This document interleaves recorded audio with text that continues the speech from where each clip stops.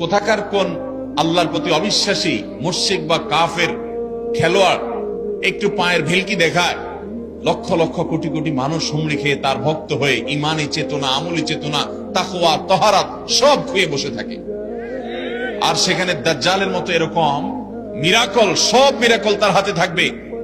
এরকম পরিস্থিতি যখন আসবে তখন মানুষ কি করবে? এখন এই যে তথ্য প্রযুক্তির উন্নতির এই সময়ে কত মুসলমানের সন্তান বেঈমান হয়ে যাচ্ছে, বিজ্ঞানরাই তারা আল্লাহ বানায় বসে থাকতেছে, আছে না নাই? ধারণামূলক বিষয়কে তারা চূড়ান্ত বিষয় বানিয়ে বসে আছে, বেঈমান হয়ে যাচ্ছে। এবং টাকার যে কারিশমা, টাকা দিলে সব হয়ে যায়, টাকা নাই তো কিছুই হয় না। এই জন্য বেঈমান হয়ে অনেকে বলে যে টাকাই নাকি দ্বিতীয় খোদা, নাউজুবিল্লাহ।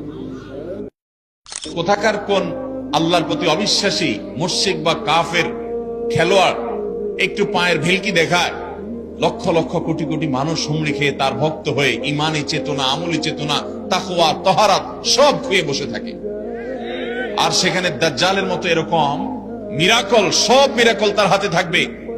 এরকম পরিস্থিতি যখন আসবে তখন মানুষ কি করবে? এখন এই যে তথ্য প্রযুক্তির উন্নতির এই সময়ে কত মুসলমানের সন্তান বেঈমান হয়ে যাচ্ছে, বিজ্ঞানরাই তারা আল্লাহ বানায় বসে থাকতেছে, আছে না নাই? ধারণামূলক বিষয়কে তারা চূড়ান্ত বিষয় বানিয়ে বসে আছে, বেঈমান হয়ে যাচ্ছে। এবং টাকার যে কারিশমা, টাকা দিলে সব হয়ে যায়, টাকা নাই তো কিছুই হয় না।